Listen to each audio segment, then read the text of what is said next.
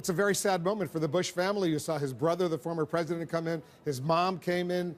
Didn't really work. And we heard stories throughout the campaign about his dad, the former president, Bush 41, watching the TV, getting so angry at what he was seeing happening in the campaign. Take a moment, Wolf, to step back here and think where we were a year ago at the beginning phases of this race. And there was all this talk of a potential Bush-Clinton rematch race.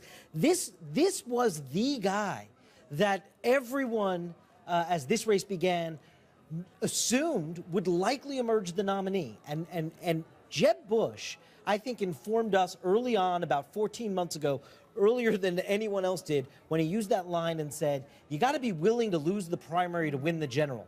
As we know, you can't actually do that. And that is what Jeb Bush is figuring out tonight. He was unable to win the primary to move on to the general, but he was keenly aware, even before Donald Trump was a contender in this, of the forces inside the Republican Party. That's what he was speaking to when he said that line, and it proved to be true. He was not able to win this primary with this electorate at this time. And Dana, you saw the love of his life, his wife, Colombo. She was crying there on the stage. I thought he ended his campaign for the White House with a lot of class, with a lot of dignity.